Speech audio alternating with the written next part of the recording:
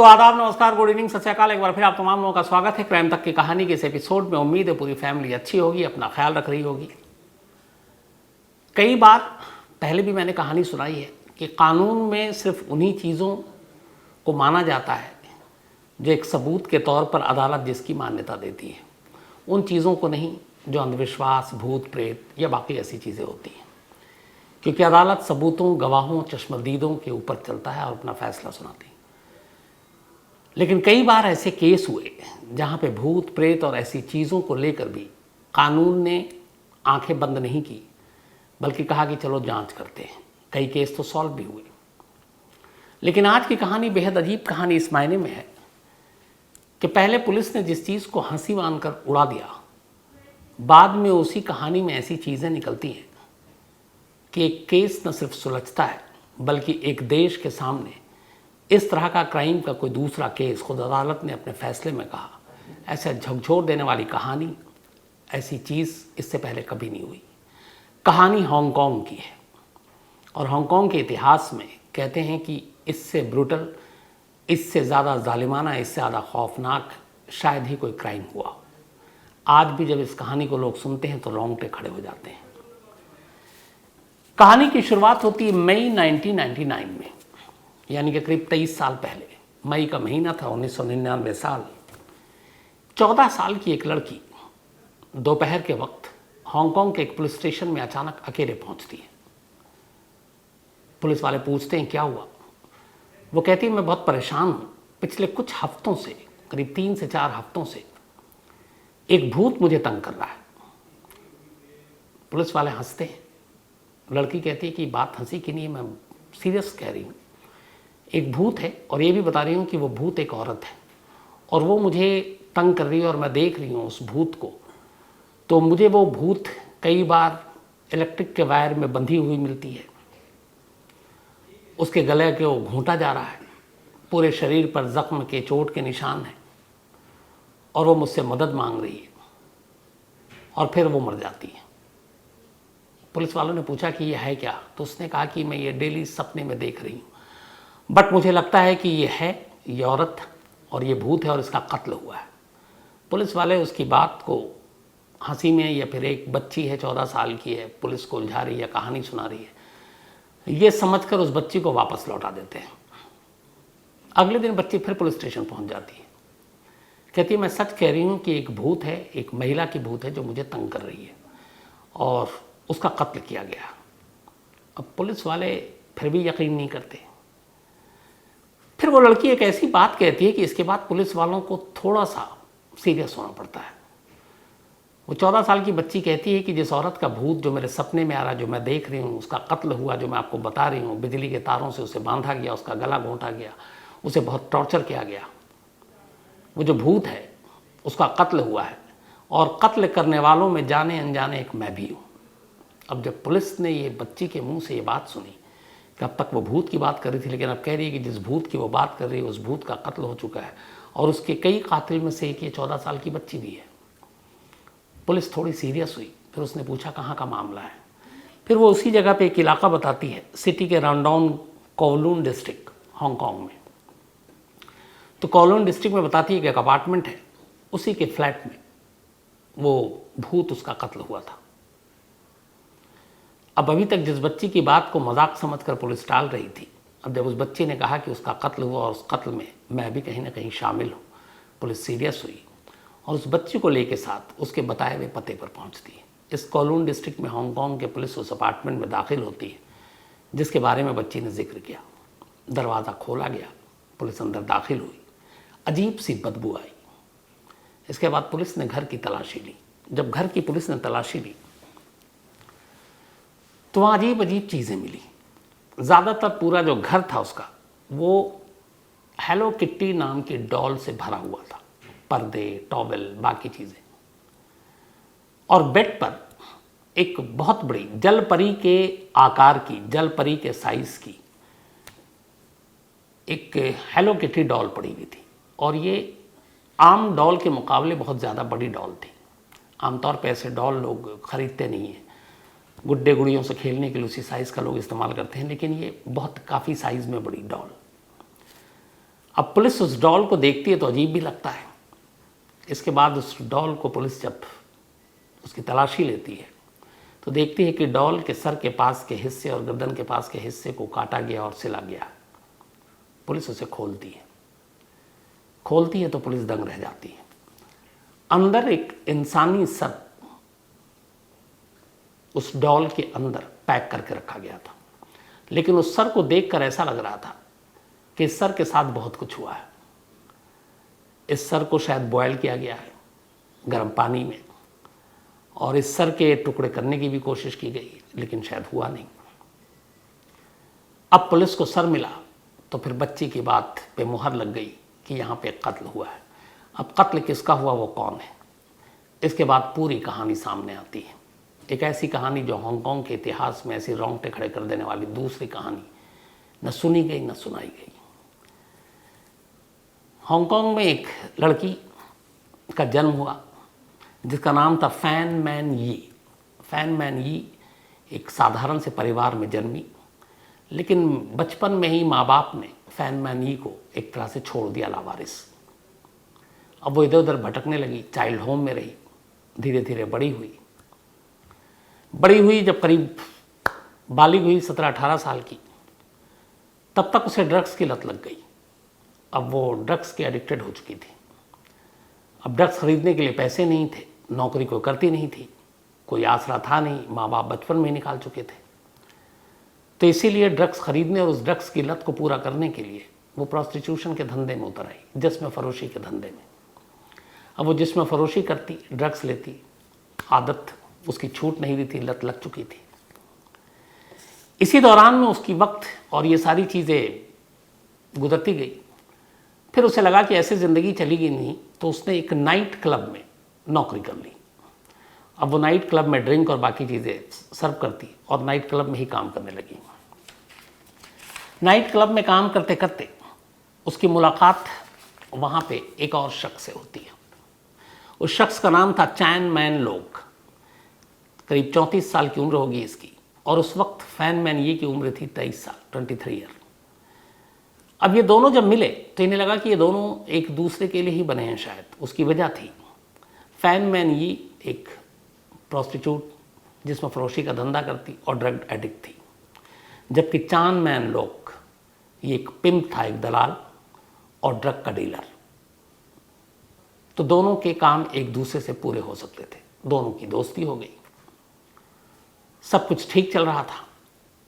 तभी अप्रैल का महीना आता है और ये 1997 की बात है। एक रोज़ फैन मैन ये इसी लोग के घर पे मौजूद थी। वो शायद बाथरूम में था, उसका पर्स कमरे में पड़ा हुआ था। उसने उस पर्स को उठा लिया, चुरा लिया। उस पर्स में अराउंड $4000 थे, अमेरिकी डॉलर। उसके बाद वो पैसे लेकर वहाँ से ये निकल गई। थोड़ी देर के बाद लोग को पता चला कि उसके कमरे से पर्स गायब है और कोई आया नहीं। तो सीधा सीधा शक ही नहीं, यकीन था कि ये पर्स फैन मैन यी ने चोरी की है। उसे बड़ा गुस्सा आया। ड्रग डीलर था, पिम्प था, गुंडों मवालियों के साथ रहना था, उसकी अपनी पूरी टीम थी, उसके शूटर थे अपने। उसने अपने 2 शूटर को बुलाया और उसने कहा कि फैन मैन यी के किडनैप करके उठा कर लेकर आओ, और एक पता दिया कि इस अपार्टमेंट में लेकर आओ। मालिक के आदेश पर उसके 2 शूटर फैन मैन यी को किडनैप करके उस अपार्टमेंट में ले आते हैं। वहाँ लाने के बाद अब ये कहता है कि तुमने पैसे चुराए, ये पैसे तुम्हें वापस करने हैं। अब कैसे वापस करोगे, उसके पास तो पैसे थे नहीं। तो उसने कहा कि अब तुम हमारे लिए जिसमें फरोशी का धंधा करो। कराता रहा वो, कुछ वक्त बीता, फिर उसे गुस्सा तब भी था। अब वो खुद अपने लोगों से उसका रेप करवाने लगा, अपार्टमेंट में ही उसको बंधक बना के रखने लगा। फिर धीरे धीरे ऐसा वक्त बीता कि जुल्म की उसने इंतहा कर दी। अपने जो उसके गुंडे पले हुए थे वो लोग उससे दिन में कई बार रेप करते, सिगरेट से जलाते, मारते, पीटते। उसके सर को एक तरह से पंचिंग बॉक्स बनाकर उसके पंच मारते। इसी दौरान में इसी चान मैन लोग ड्रग डीलर की, चूँकि ये एक पिम था, तमाम जो जिस्म फरोशी के धंधे में काम करती थी उनको सबको जानता था।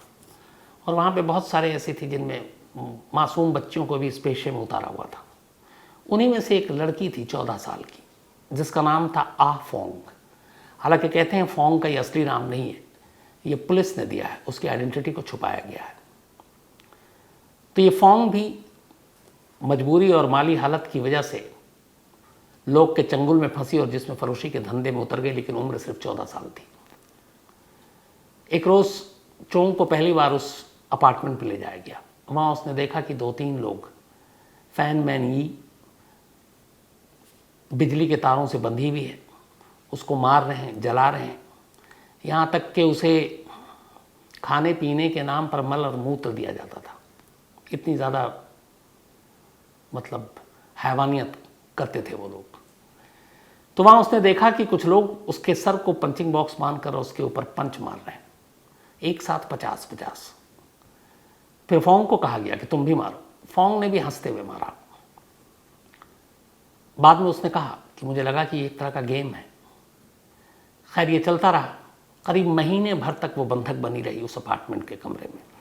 उस कमरे की खिड़कियों को लकड़ियों और बाकी चीज़ों से ढक दिया गया था ताकि उसकी चीख और शोर बाहर तक न जाए। महीने भर तक टॉर्चर होता रहा, वो उसको करते रहे। इस दौरान में उस पर तमाम जुल्म, उसके साथ रेप, मारना, पीटना, दागना, खाने के नाम पर गैर इंसानी चीज़ देना, और ये सब चलता रहा। और आखिरकार वो भी इंसान थी। महीने भर के बाद उन ज़ख्मों और उन चोटों और उन तकलीफ़ों की वजह से अप्रैल 1997 में एक रोज़ जब ये लोग के फिर तमाम लोग उसके ऊपर जुल्म करने के लिए कमरे का दरवाज़ा खोलकर अंदर आते हैं तो देखते हैं कि वो बेहोश पड़ी है। फिर उसके नब्ज़ टटोलते हैं तो पता चलता है ये बेहोश नहीं, वो मर चुकी है। अब उन लोगों को बड़ा वो लगता है कि ये कैसे मर गई। मरने के बाद भी उनकी हैवानियत नहीं जाती। अब मौत के बाद बॉस को खबर की जाती है, चांदमान लोग को। वो कहता है कि अब बॉडी निकाल कर कहीं फेंकना खतरनाक है। बॉडी को बाथटब में ले जाते हैं, बाथटब में उसके टुकड़े करते हैं। टुकड़े करने के बाद अब ये है कि एक तो बॉडी की गंध न फैले आस पड़ोस में और पुलिस तक पहुंचे नहीं, तो फिर वो तरीका सोचते हैं। अलग अलग टुकड़ों को वो किचन में ले जाते हैं। किचन के जिन बर्तनों में वो अपने लिए खाना बनाते थे उनके लोग और वो, उन्हीं बर्तनों में फैन मैन यी की बॉडी के टुकड़ों को गर्म पानी में उबाला जाता है, पकाया जाता है, और फिर उसे अलग अलग पॉली बैग में डालकर अलग अलग वक्त में ले जाकर बाहर कचरे के ढेर पर या जहाँ पे कुत्ते नज़र आते वहाँ फेंक देते। ये सिलसिला चलता रहा। छोटे छोटे उसकी बॉडी के पार्ट्स को इसी तरह वो उबाल कर उन्हीं बर्तनों में जिनमें वो खुद खाना अपने लिए बनाते और खाते और फिर बाहर फेंक देते। उसके जो ऑर्गन्स थे बहुत सारे, उसको सहेज कर एक जार में रख लिया। अब सर बचा तो उन्होंने कहा सर बाहर फेंकेंगे तो पकड़े जाएंगे, तो क्या करें। उन्होंने उस सर को भी उबाला। उबालने के बाद उनके घर में ख़ास तौर पर उन्होंने हेलो किटी डॉल मंगाया, जल परी के आकार का, जिसमें मछली का पैर होता और ऊपर महिला होती है जल परी की, वैसी तो मैमेड। तो उस हेलो किटी डॉल एक बड़े साइज़ का, ओवर साइज़ का मंगाया। उसके कॉटन निकाले सर के पास से और उसी सर के अंदर फैन मैन यी का सर फिट कर दिया जो काट के उन्होंने रखा था, उबाला था, और उस डॉल को वहीं रखा। अप्रैल में कत्ल हुआ, महीना बीत गया, दुनिया को पता ही नहीं चला। इस दौरान में उसके सारे बॉडी के अलग अलग पार्ट्स को इसी तरह उबाल कर कचरे के ढेर और कहीं कुत्ते जहाँ नज़र आते वहाँ फेंकते गए। कोई सुराग पुलिस को मिला नहीं। एक कत्ल बड़ी खामोशी के साथ एक कमरे में उसका राज दफन रहा। महीना बीत गया। अप्रैल के बाद मई आ गया। मई के बाद इसी 14 साल की लड़की, ये जो आह फोंग थी, आह फोंग जो असली नाम नहीं है, जिसने खुद पंच मारे थे अपने बाकी 2-3 मेहमानों के साथ इसी फैन मैन यी को, और उसे तब लगा था ये गेम है। उसके बाद वो कई बार गई थी वहाँ और उसने बाकायदा उसे टॉर्चर होते हुए देखा, लेकिन उसने ज़ुबान नहीं खोली। हो सकता है बहुत सारी चीज़ें हैं, 14 साल की बच्ची है, वो भी डरी हुई है, जिस पेशे में है, बुरे लोग थे। लेकिन फिर उसे पता चला कि फैन में ही मर गई। उसके मरने के बाद वो बेचैन होना शुरू हो गई। ये 14 साल की बच्ची बहुत कोशिश करती कि उसको भुला दें, लेकिन वाकई वो उसके सपने में आने लगी और सपने में आकर वो उसे गिड़गिड़ाती थी और सपने में उसकी वही तस्वीरें आती थी कि बिजली के तारों से बंधी हुई है, उसको पंच मार रहे हैं, उसको टॉर्चर कर रहे हैं, उसको क्या क्या खिला रहे हैं, पिला रहे हैं, उसके साथ रेप कर रहे हैं जबरन, उसके ज़ख्मों पे कोई मरहम नहीं रख रहा है। तो ये डेली उसके सपने में आने लगा और ये परेशान होने लगी। थोड़े दिन तक तो इसने कहा कि कुछ दिनों की बात है, ठीक हो जाएगा, लेकिन जब लगातार होता गया और महीने बीत गए, महीने के बाद इस 14 साल की बच्ची से बर्दाश्त नहीं हुआ और फिर मई में एक रोज़ ये हांगकांग के पुलिस स्टेशन में पहुंच जाती है और कहती है कि एक भूत है, जो महिला है, जो परेशान है, मुझे तंग कर रही है। तब पुलिस वाले हंसते हैं, उसकी बात को शायद मानते भी नहीं, और ये बात बच्ची को पता थी, इसीलिए नेक्स्ट डे जाकर वो कहती है कि एक भूत है और सच में मुझे तंग कर रही है, महिला है, बिजली से तारों से बंधी भी है और उसका कत्ल हुआ है और कत्ल करने वालों में से एक मैं भी हूँ। तब पुलिस सीरियस हुई और इस अपार्टमेंट तक पहुंची और ये कत्ल की कहानी खोली। उस गुड़िया के अंदर से वो टुकड़े मिले, सर मिला, बाकी कुछ टुकड़े इधर उधर थे, वो भी कुछ पुलिस ने फिर बरामद की, फॉरेंसिक और पोस्टमार्टम के लिए भेजा गया। लेकिन डॉक्टर मजबूर थे, कोई ऐसी चीज़ नहीं मिली जिससे वो कंक्रीट तौर पर ये कह सकते थे कि फैन मैन यी का कत्ल या मौत कैसे हुई, कत्ल नहीं बल्कि मौत कैसे हुई, मौत की वजह क्या थी। अब उसमें यह था कि शायद ज़ख्म बहुत ज़्यादा थे, ज़ख्म पे मरहम नहीं रखा गया, इलाज नहीं किया गया, खून रिश्ता रहा, उसकी वजह से मौत हो गई, या फिर वाकई कत्ल किया, उसकी वजह से मौत हुई। लेकिन पोस्टमार्टम रिपोर्ट इस बात पर रोशनी डालने में नाकाम रहा कि आखिर फैन मैन की मौत हुई कैसे। लेकिन इस लड़की ने जब गवाही दी और बताया, उसके बाद ये राज खुला, तो इस लड़की को प्रोटेक्शन दिया गया। एक तो माइनर थी, वैसे भी उससे सज़ा नहीं होती, लेकिन पुलिस ने कहा कि हम तुम्हारी पहचान छुपाएंगे और तुम्हें कोई सज़ा नहीं होगी। एक तरह से जो हमारे यहाँ कहते हैं आम जुबान में, वादा माफ़ गवाह बनना। तो ये बच्ची वही बन गई और इस बच्ची के फिर सारे बयान दर्ज हुए। इस बच्ची ने जो जुल्म की कहानी सुनाई, उसमें पुलिस और अदालत तक ने ये कहा कि हू बहू जो उसने कहानी सुनाई, रोंगटे खड़े कर देने वाली, शायद हम रिपीट नहीं कर सकते। लेकिन इस बच्ची के बयान के बाद 3 लोगों को गिरफ्तार किया गया। उनमें एक चांदमैन लोग जिसने हुक्म दिया था किडनैप करने का, जिसका पर्स चोरी हुआ, और उसके 2 शूटर जिन्होंने उसको किडनैप किया था। इन तीनों को पुलिस ने गिरफ्तार करके अदालत में पेश किया। मुकदमा चला, लेकिन अब मुकदमे की बहस इस बात पर थी कि क्या फैन मैन यी का कत्ल हुआ है या फिर टॉर्चर की वजह से उसकी जान गई है। अब इन दोनों में फ़र्क है। कत्ल होना और एक गैर इरादतन हत्या, मतलब इतना मारना पीटना लेकिन जान न लेना, जान लेने की कोशिश करना। तो अब हांगकांग का अपना कानून था। अदालत में जब ये बहस और मुकदमा चला तो आखिर में अदालत ने यह माना कि इस बात के कोई सबूत नहीं है कि फैन मैन यी की जान कत्ल लेने की वजह से हुई। हो सकता है 1 महीने से ज़्यादा उसको टॉर्चर किया जा रहा था और वो धीरे धीरे किस्तों में मरी है, इसलिए मर्डर के चार्जेस इन तीनों पे नहीं लगाया जा सकता। लेकिन मैन स्लॉटर, इसके चार्जेस लगते हैं। इंसानी मांस को पकाना, उसके टुकड़े करना, सर को डॉल के सर में डालना, ये सारी वो चीज़ें हैं जो कभी भी हांगकांग के इतिहास में किसी ने सुनी नहीं, और इसीलिए ये कत्ल से भी ज़्यादा सीरियस मैटर है। इसी के बाद अदालत ने इन तीनों को लाइफ इम्प्रिजमेंट यानी उम्र कैद की सज़ा सुनाई और कहा कि इनकी सज़ा यही है कि ये उम्र कैद अंदर रहे। हालांकि बहुत सारे लोगों ने कत्ल का केस या चार्ज न लगाने पर वहाँ पे आवाज़ भी उठाई, लेकिन अदालत और वकील इस बारे में मजबूर थे कि चूँकि कोई ऐसे एविडेंस नहीं था, न पोस्टमार्टम रिपोर्ट न डॉक्टरों की राय ये साबित कर रही थी कि वाकई कत्ल हुआ है या फिर ज़ख्म की वजह से जान गई है, तो उनको उम्र कैद की सज़ा हुई और इस शर्त पे कि 20 साल से पहले इनको पेरोल भी नहीं मिलेगा।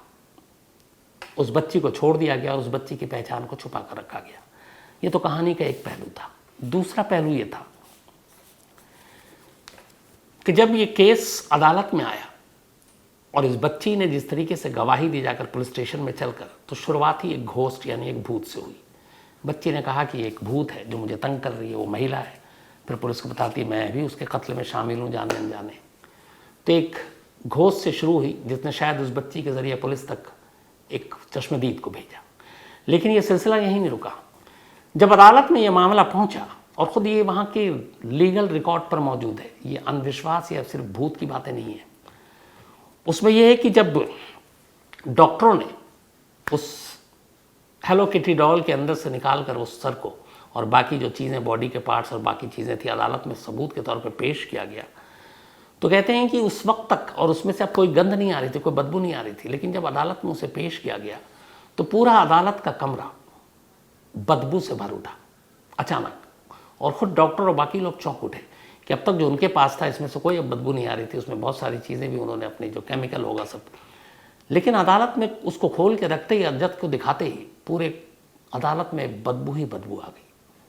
कैसे, ये खुद किसी को नहीं मालूम। दूसरा, जब ये बहस चल रही थी और इन तीनों अक्यूज्ड के जो डिफेंस लॉयर थे, जब वो उन्होंने कहा और इस बात पे बहस हो रही थी कि मर्डर के चार्जेस नहीं लगते क्योंकि कहीं से भी ये प्रूफ नहीं होता है, पोस्टमार्टम रिपोर्ट से भी, कि उसकी जान कैसे गई, मौत की वजह क्या है, तो इसलिए हमारे जो सारे मुवक्किल हैं उनको मर्डर के चार्जेस से दूर रखा जाए। कहते जब वो डिफेंड कर रहा था, अचानक कोर्ट रूम की जो लाइट और बत्तियां थी वो बहुत तेज़ी से जलने लगी थी और लोग चौंक उठे थे कि ये क्या हो रहा है।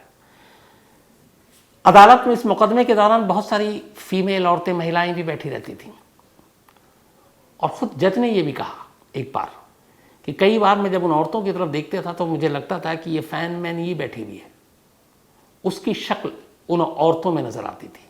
अब ये कैसे था। तीसरी चीज़ जो थी इसकी ये थी कि जिस अपार्टमेंट में ये सब कुछ हुआ उसके बाद वहाँ पे दूसरे किराएदार आए, लेकिन हफ्ते भर भी नहीं रुके। उन्हें अजीब अजीब चीज़ें और फैन मैन ये दिखाई देती थी, वो भागने लगे। फिर कोई और किराएदार आया, वो भी भागने लगा। यहाँ तक कि उस अपार्टमेंट के बराबर में जो लोग रहते थे उन्होंने भी धीरे धीरे अजीब अजीब आवाज़ें सुनी, सीढ़ियों पर फैन मैन यू को गिड़गिड़ाते हुए देखा, बिजली के तारों से बंधे हुए देखा, उसके ज़ख्मी बदन को देखा। वो सब डर गए और भागने लगे। अब उस अपार्टमेंट में आलम यह हो गया कि जो किराएदार थे वो सब भागने लगे। अब जिसकी ये बिल्डिंग थी उसको बड़ा नुकसान। फिर उसने इसको लीज पे, किराए पे देने के, किराए कम करने के सारे कोशिश कर ली, पर कोई नहीं आया। आखिरकार 2012 में इस इंसिडेंट के 97 में ये हुआ था, तो करीब 15 साल के बाद, 15 साल बीत गए लेकिन लोगों के मन से, दिलों से वो दहशत, वो खौफ नहीं निकली। 15 साल के बाद मजबूरी में स्टेट डिपार्टमेंट ने ओनर की रजामंदी से कहा कि इस अपार्टमेंट को गिरा दो, ताकि इसकी जो खौफनाक यादें उसी के तले जमी दोज हो जाए, और इस अपार्टमेंट को गिरा दिया गया ताकि फिर उस फ्लैट, फिर उस ये के बारे में कोई ऐसी बातें ना करे और ना कोई देख पाए कि वाकई वो उसका भूत है क्या है जो डरा रहा है। तो इस पूरी बिल्डिंग को गिराना पड़ा, और ये सारी चीज़ें कानून के पन्नों में, सरकारी पन्नों में वहाँ दर्ज है। तो ये थी कहानी एक ऐसी महिला की जो शायद भूत बनकर ही एक चश्मदीद के पास पहुंची, उस 14 साल की बच्ची के पास, और उसको कहा कि तुम पुलिस स्टेशन जाओ, वरना ये राज खुलता नहीं। क्योंकि जिस तरीके से डॉल के अंदर ये सर, वो सारी चीज़ें पुलिस के हाथ लगती भी नहीं। हांगकांग में और दुनिया भर में इस केस को हेलो किटी डॉल केस के नाम से ही जाना जाता है। Hello kitty doll case. आज भी ये कहानी लोगों के रोंगटे खड़े कर देती है। तो ये थी कहानी हेलो किटी डॉल केस की। अब अपना सिलसिला, आज संदीप एक चौहान जी का जन्मदिन है, तो हैप्पी बर्थडे संदीप साहब। इसके अलावा मोनू त्यागी, इनका भी आज जन्मदिन है, हैप्पी बर्थडे मोनू।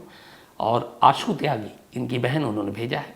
आदित्य जोशी का भी जन्मदिन है, हैप्पी बर्थडे आदित्य, और बरवानी एमपी से हैं ये। इसके अलावा ध्यान ज्योति बरुआ, इनका भी जन्मदिन है, तो हैप्पी बर्थडे ध्यान ज्योति बरुआ जी। कंकणा बरोह असम। इसके अलावा नबीन शर्मा नेपाल से, इनका कल जन्मदिन था, तो बिलेटेड हैप्पी बर्थडे नबीन, आप हमेशा अच्छे रहें। साजन बिस्ट, इन्होंने एक स्टोरी की फरमाइश की है। इसके अलावा स्वर्णिम सिंह बिस्ट, कल की जो स्टोरी सुनाई थी विंसेंट, एक फरमाइश करने वाले, उसमें ये भी थे, थैंक यू आपका, जो सोफे पे 3 साल तक पड़ी रही कंकाल की सूरत में। वंदना वर्मा है, इन्होंने लिखा है कि वेस्ट बंगाल से हैं, इनके पति सूरज, दोनों में झगड़ा हो गया, पता नहीं कहानी को लेकर हुआ कि नहीं, लेकिन पति पत्नी में झगड़ा होता रहता है, लेकिन जल्दी मान जाया करें आप लोग। अमृता वेदांत, और सॉरी मैं रिप्लाई नहीं कर पाया था अमृता जी, लेकिन आपको जल्दी करता हूँ। राजेश बालकृष्ण है, एक स्टोरी की फरमाइश उन्होंने भी की है। राहुल पांडे, इन्होंने एक लंबी चौड़ी लिस्ट भेजी है स्टोरी की, जल्दी बारी आएगी। डैनियल हैं स्विट्ज़रलैंड से और एक स्टोरी की इन्होंने भी फरमाइश की है। इसके अलावा मोहम्मद शाहनवाज हैं, एक स्टोरी की फरमाइश इनकी भी है। मोहम्मद आलम हैं नोएडा से, ज़रूर मुलाकात होगी आपसे। जनक रावल हैं लंदन से, और थैंक यू सो मच जनक साहब आपकी तारीफ़ के लिए। इस्माइल मुजावर हैं, और ये पामेला सिंह, पामेला बाडोस की कहानी सुनना चाहते हैं तो मैं ज़रूर कभी सुनाऊंगा। रेशमा चौहान हैं और ऑटो शंकर की कहानी सुनना चाहती हैं, जो ऑलरेडी मैं सुना चुका हूँ, इसी कहानी की लिस्ट में मिल जाएगी आपको। डॉक्टर दयानेश्वर जी हैं, एक स्टोरी की फरमाइश इनकी भी है। प्रिंस शुक्ला है, इनकी भी एक कहानी की फरमाइश है। सुजीत है नेपाल से, thank you so much Sujit ji. Ravi Singh हैं, एक स्टोरी इनकी भी है। हरविंदर सिंह बाजवा हैं स्पेन से, और कल की जो स्टोरी जॉयस विंसेंट की थी, एक फरमाइश इन्होंने भी की थी, तो थैंक यू हरविंदर जी आपका भी। शेखा अली है लंदन से, एक स्टोरी की फरमाइश की है, वो पूरी अभी तक नहीं हो रही, जल्दी हो जाएगी शेखा जी। इसके अलावा शशि वशिष्ठ हैं, एक कहानी इन्होंने भी फरमाइश की है। दीपक बिस्ट हैं, अल्मोड़ा की कहानी सुनना चाहते हैं। पल्लव प्रिंस हैं, और भोपाल से इन्होंने गलती कहा कि मैंने कहा था शायद किसी दिन की झीलों का शहर, उन्होंने कहा उदयपुर को कहते हैं, तो thank you so much. Renu, और ये हिमाचल प्रदेश से हैं, और हिमाचल प्रदेश की ही कहानी कोई सुनना चाहती हैं। इसके अलावा रचना है, फरमाइश इनकी भी है, और इन्होंने बड़ा अच्छा लिखा कि आप ये शायद यूएस में रहती हैं, और आप जब भी हॉस्टन बोलते हैं तो गलत बोलते हो सकता, पता नहीं अब भी मैं हॉस्टन बोल रहा हूँ, सही बोल रहा हूँ कि नहीं, हॉस्टन या हॉस्टन, चलिए मैं गूगल पे प्रोनाउंसिएशन देख लूँगा इसका। Thank you so much. Mohammad Hasan हैं, और कुंदन बाग हैदराबाद की कहानी सुनना चाहते हैं। इसके अलावा दिव्या चंचलानी है, इन्होंने एक मेल लिखा है, वो उस दिन पाकिस्तान की एक कहानी सुनाई थी कि 5-6 औलाद होते हुए जवान बेटे माँ बाप कैसे बेसहारा है। तो इनकी भी कहानी है कि इनकी शादी हाल में हुई, और ये अपनी सास के साथ रहती हैं, साथ में एक ननद भी है, लेकिन ननद के साथ काफ़ी झगड़ा होता था, ननद का बर्ताव ठीक नहीं था, और सास भी है जो ननद का सपोर्ट करती थी। फिर धीरे धीरे झगड़ा बढ़ने लगा, लेकिन फिर सास ने इनसे कहा कि तुम अपने पति के साथ अलग रहने लगो। इन्होंने कहा नहीं आप भी चलिए, बट वो मानी नहीं। उसके बाद ये इनको अलग होना पड़ा मजबूरी में। अब ननद और सास में फिर मतलब माँ और बेटी में नहीं बनी, फिर इन्होंने सास को अपने पास रखा और अपने पास ले आई हैं। तो इन्होंने कहा मैंने क्या गलत कौन है इसमें, अच्छा काम आपने ये किया कि आपने एक बेटे को उसकी माँ से जुदा नहीं किया, अपनी सास को अपने पास रखा। कोशिश यही होनी चाहिए कि ऐसी लड़ाइयाँ जो है प्यार मोहब्बत से ही सुलझ जाएं, और अगर नहीं होता है तो फिर प्यार मोहब्बत से ही दूरी और फासला बना लेना चाहिए, लेकिन कोई ऐसी खलिश या दिल में वो नहीं होना चाहिए नफ़रत। लेकिन अच्छा काम किया आपने, तो थैंक यू सो मच आप तमाम लोगों का। अब आपसे मुलाकात होगी कल रात 9 बजे किसी नई कहानी के साथ, तब तक अपना ख्याल रखिएगा।